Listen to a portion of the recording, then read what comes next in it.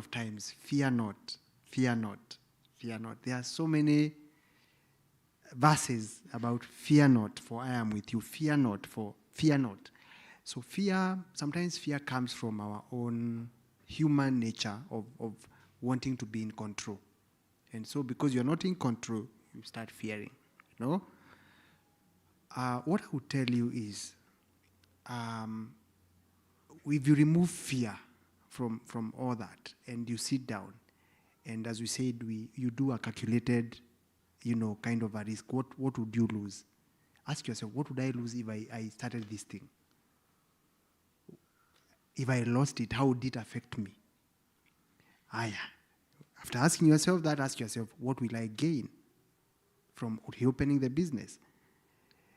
There is a verse that says, if you look at the rains, I think it's scriptures, you will not be able to plant. The clouds, and you do not, if you look at the clouds, I think it's the book of Proverbs. If you look at, those who look at the clouds are afraid to plant. Okay? So, entrepreneurship is a journey of faith and calculated risks. So, I would ask you to put fear aside. If you are not afraid, what would you gain? And even when you are not afraid, what is there to lose? Okay? And then do your calculations, and I think that would help you. Have I answered you? Yes. Let me give an example. When I was constructing, I had to, let me tell you, if there is a time I put my faith into action, it is then. Reason being, I have never built a house before. It was my first time. Here I am, I have 2 million shillings in my account. First of all, I'm like, I will not even tell anyone. As I biwa. No, for real. I didn't even tell people. It was only like 2 people who knew I have 2 million in my account. Because, it was 2 million put in 3 months. The duration for selling a land is 3 months period. So I got the first 1 million. I started buying the materials and all that. So nikangojeo million ingi. But I had fear. I was like, guy, what if I get the wrong contractor? What if akuje ajenge nyumba waibe materials? You get all that? Because it's a reality. Materials inaibiwa. I was like, what if I don't get another client for the plot? It was just one plot. I didn't see ati nilikuwa na watu wa kubai hizo zingine. It was just one I sold. And with that I was like, let me do what, see I told God I have learned, and now he has given me, let me go into it. And I got into it. Let me tell you, the time I put out, nilieka foundation hivi. I got somebody who bought 3 plots. One person. One. Alikuwa nanunua hii, ananiambia, haya, wacha sasa nikimaliza hii nichukue hiyo ingine. So you see, my construction didn't stop. It continued and continued until I finished. And by the time I was finishing, I had even people who wanted, and I didn't want to sell. I was like, no, I'm not selling now. I'm not selling the whole of the land. Ni easy too, na zimeenda. What am I saying? Fear will always come. But you need to face it and be courageous. The Bible says actually courage is one thing we need even in this journey of faith is courage. Even as a believer, you need to, because if you do not have courage, there are so many people out here to put you down because you are a Christian. Like sasa unajifanya umeokoka gani kuokoka? I mean, ama ni mimi naulizangu hizo vitu. I want to naulizangu hizo vitu. Yeah, people who don't believe, who want to put you down, will ask you those questions. Sasa yu kuokoka, sasa unajikatisia epi na vile wewe ni mdogo. You know. People will, Sanballat and Tobias will always come. Sanballat and Tobias watakuja. Let me tell you, some are even from people, me have been ridiculed and kuingiliwa na watu hata sikuwa nadhani. I'm like, even you. Hata wewe. Mnaniingilia, yani you pin me down, yani mnani pin down. Some will tell me, sasa wewe hii nyumba unajenga hizi nyumba, unajenga embu. hazitapata watu. Let me tell you, they are like, unajengea kina nani? Hazitapata watu. Hii umewaste do. Si hata fadhali ungeenda uweke hiyo pesa kwa nini? Kwa bonds. So it actually is always there. It's always But there. you have to face it. Sanballat and Tobias. Somebody will tell you, sasa hii biashara hii ilifail. Sasa ni nini hii unajaribu tena? Know your God. The Bible says, those who know their God shall be strong and shall do exploits. Exactly. Yes. Good afternoon. Hi. Jamila. Yes, Jamila. I'm one person who fears entrepreneurship, but now at least I'm strong. Yes. I have a question. Yes. Not most of us young people begin with bigger businesses. Yes. We begin with small ones like smokies and all that. So my question is, what can you do to like kushaona busy yenye ulikuwa umeandika mtu but you keep on firing people because of theft. So what kind of measures can we put there for our small businesses, because maybe we don't have time to stay there all the time na utaki kufuatilia wafanyikazi waone like boss wangu anashinda akinifuata sana. Now, this is what I would say. When you are starting a business, there is a price to pay. There is a price to pay. Okay? And one of the price, that price that you will pay sometimes is staying there until business, as you put on structures.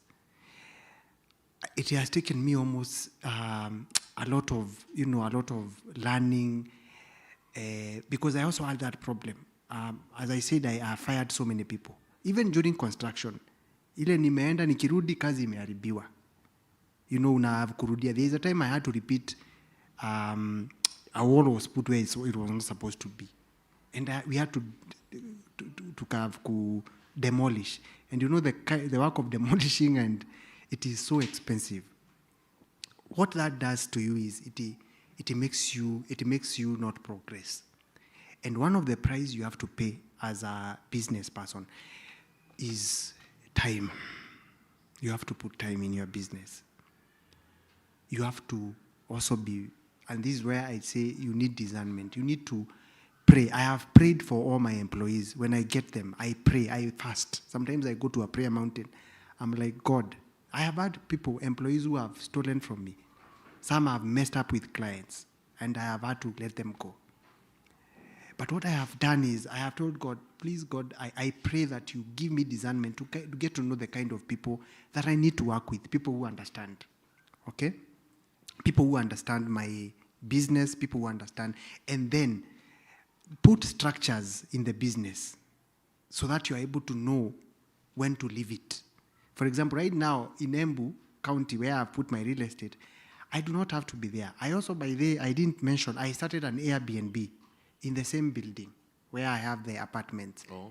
And I have an employee there. And the business is running so well. So well. It's been almost now 8 months, since June last year. And what I did is I stayed there for almost a month. Of course, I had some experience. I had an Airbnb in Nairobi, but I transferred it to Embu. So I had my own experience. And then I had my own target. I target missionaries, families, and people who are coming to study. For example, Kenya School of Government is in Embu.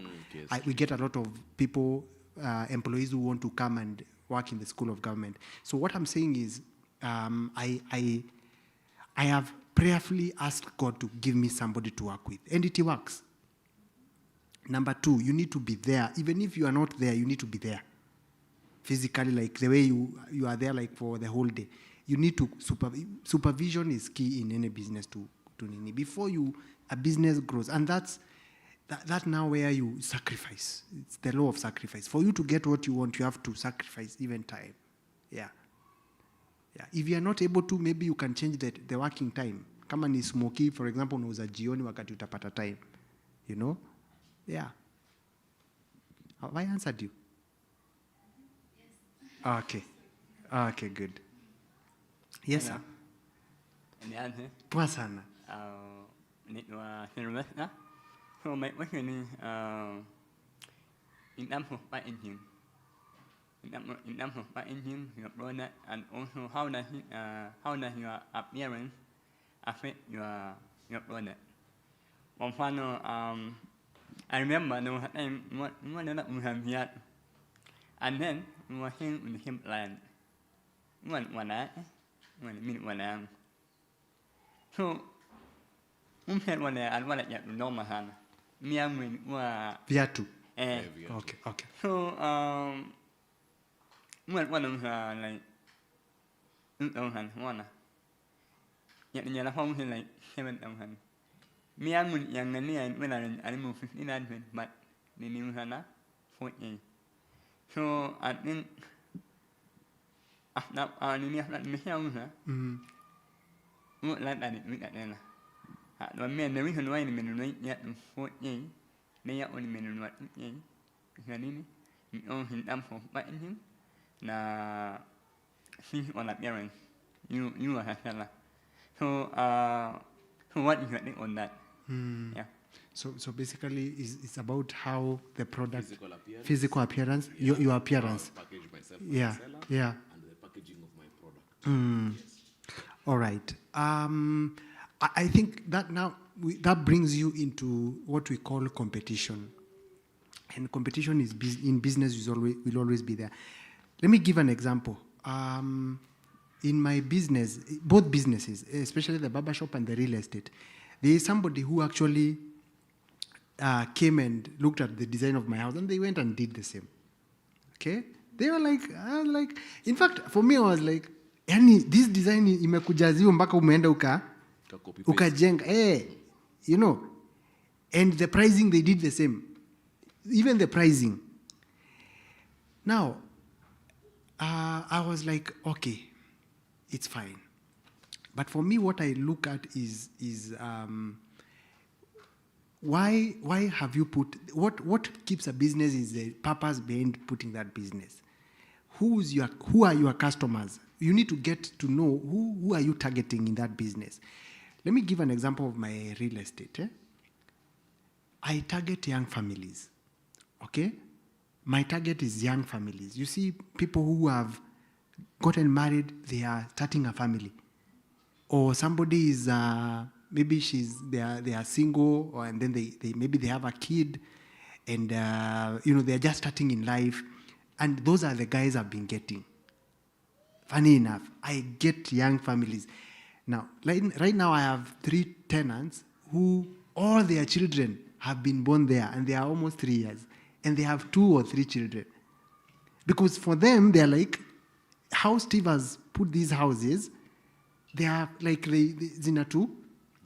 They suitors, you get.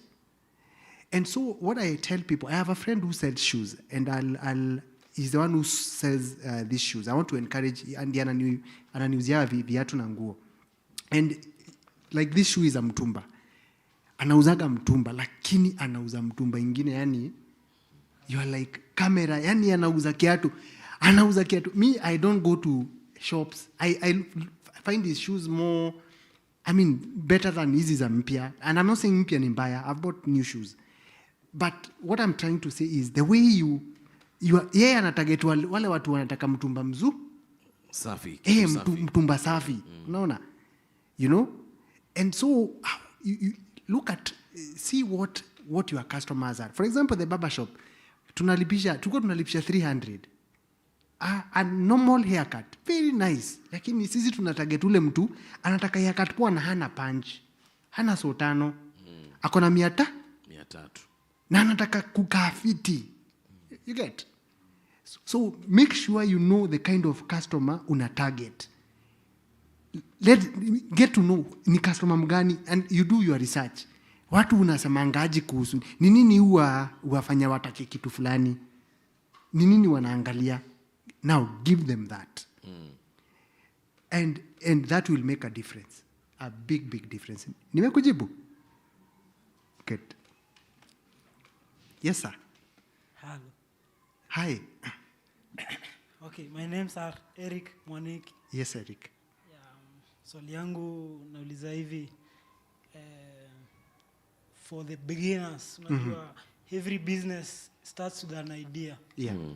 So kwa ule mtu wako na idea, but you have to turn this idea into capital. How can you turn idea into capital? Because siku hizi unaona hata ukienda kuapply loan wanaangalia Credit worthiness. Yeah, maybe you don't qualify but you have a certain idea. Another question is about practical part. Practical part of Yeah, of the business. Already in business, and someone else is trying to advise you on what to focus on. And the one you have just said, focusing on what your customers needs and satisfying your customers. But the practical part, you know, you are in the business, there's patience inside. You have to wait.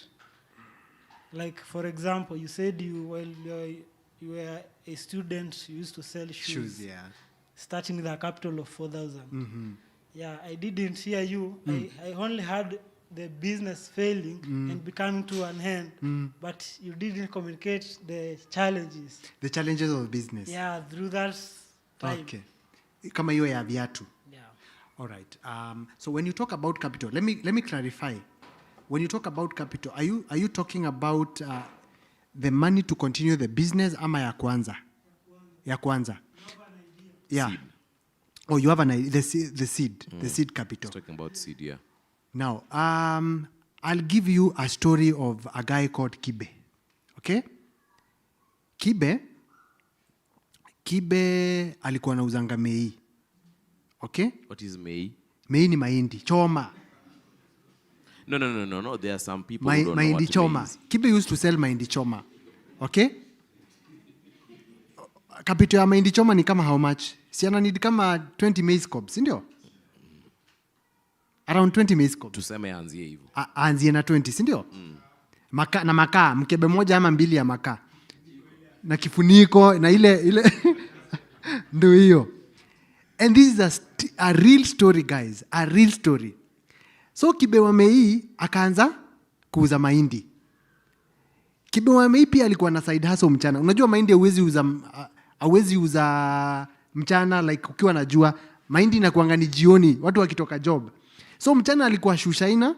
He used to shine people's, you know, make shoes, cobbler, shoe shiner. Shoe shiner. So Kibe akaanza biz, akafanya biz. Siku moja akaenda market, alikuwa na dream. He was like, hii pesa ya Mei itawahi nisaidia aje. So he went to the market kwenye anabaingi mahindi. Akauliza wamama wa soko, aki mimi nauzaga mahindi, aki nisaidieni. Hii pesa hata inisaidia. Akamwambia Kibe, fungua account kwa sako. Tutakuintroduce kwa sako yetu. Kuja ufungue account. Hiyo 200 unapata kila siku. Eka kwa hii sako. Do you know Kibe saved for almost 8 years kwa sako? He was saving how much? The amount he used to make. Ile ana make profit anaeka. And he saved for 15 years. 8 years. Sorry, 8 years. So after 8 years, is it 8? No, it was 15. He saved for quite a long time. For 15 good years. Saving. He saved a total of 850,000. And Kibe wa Mei akaenda kwa sako akamwambia nataka kubai matatu. And that's how Kibe wa Mei bought his first matatu na pesa ya mahindi. And he went to akuacha hiyo job ya kuuza mahindi. Kibe went back. He was like, hii mahindi yangu hii, si imenibaia ma3 na naendelea nayo. Kuna mtu fulani akakuja hapo akamdharau, akamwambia wewe umeuza mahindi miaka yote. Unakuaga tu hapa, akamwambia hii mahindi yangu imenibaia ma3. Unataka nikuoneshe? And that matatu ilikuwa na hiyo karae na mahindi imechorwa. Wow. Hapo kwa kioo. Ndio hii pesa ya mahindi. What am I saying? You can plan whatever business you want to start. You can start with something that would give you the capital that you need for that big business. But my point is, start small, put some money aside, hata kama ni so moja. Because there is what we call that consistency. If you develop that consistency, it will keep you in business. Thank you. Maybe Yes, the sir. last question. I'm Joseph. Thank you for the opportunity. Swali yangu nilikuwa nauliza, nimesikia ukisema ulikuwa unauza viatu, lakini kunajua kuna ile yenye kama sisi maboy unapiganga ile hesabu ya unauza kiatu yenye unauza tuseme unauza so 5, alafu hiyo so 5 tuseme profit yako ni so, alafu nyumba inakuangalia inafaa ukule, so your transition I would say for me it was a bit different because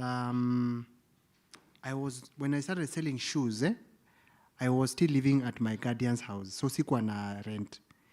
But unakumbuka nikisema nilihamaga nikaanza story ya transport. Okay? Do you know for like 3 months, hiyo pesa nilikuwa na get ndio nilikuwa na save. 3-4 months na save ili nipate rent. And what I'm saying is the challenges are going to be there. And guys, let me tell you the truth.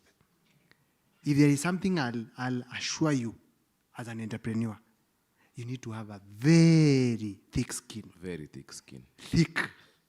Kikiumana unaumana nacho. Mnaumana pamoja. Kimekumania hata wewe unakauka. Mnapelekana unakauka. Because that's the reality. Ask any billionaire, any millionaire who has made it in business. There are guys who are auctioned. Me, I know billionaires who have been auctioned. Literally. Mimi sijai kuwa auctioned. I thank God. But there are people I know have been auctioned because ya story ya do. Like umekopa, umeweka kwa biz, umeweka pale. You need resilience like no other. And let me tell you, it is, you know, if we look at even men of God who have done great and great ministry, you listen to their stories. There is a book called The God's Generals. Those men, they've paid prices for them to be where they are. Mtu unapata mtu anahubiri lakini hata hajui rent itatoka wapi. Lakini anapika injili. Anachapa injili, watu wanaokoka, watu wanapona. Haujui kwenye uta get food. But they kept going and kept going and kept. And that's why I say, when you do, and maybe I didn't put this, I didn't say this when we were starting. Anchor your business to purpose. Because purpose is bigger than you. Don't anchor your business into something that is, anchor your business with a reason bigger than yourself. Know that you are doing this for something bigger than you. That will keep you going. That will give you the resilience. Ile siku umeshindwa kulipa rent, tenant landlord amefunga nyumba. Unasema it is the price I'm paying. Nitalipa lakini I know it is the price I'm paying. Do you know, can I tell you something? That time I was living in that single room. Nakumbuka kuna siku manzetu landlord aliniharakisha. Sikuwa nimelipa hiyo, sikuwa nimefikisha hiyo foki, nilikuwa nimebakisha 500. Wewe Steve, nitaleta ano pesa ya rent kwa wapi? Nikamwambia akiwacha tu nitafute. Hapana, mimi nimekupea mpaka kesho. Usipoweka nitafunga nyumba. I was like, God, what do I do? And I remember then I prayed, I told God, let it not be that I am struggling to pay rent, but let it one day that I'll also own houses. Hata mimi nitakuwa. Let those challenging times inspire you. And do you know it came to pass? I've shared with you my story. It came to pass. And by the way, I have a very good relationship with my tenants. We sit, we talk. Like, I do not want to be that landlord who is, because I've been there. Some tell me, Steve, nitapata pesa 10th, it's okay. As long as we have agreed, it's okay. At least, I'm just trying to tell you why I do that. It's because I know some of those challenges you go through, they make you. It is character building. And in entrepreneurship, your character is built by those hard, tough times.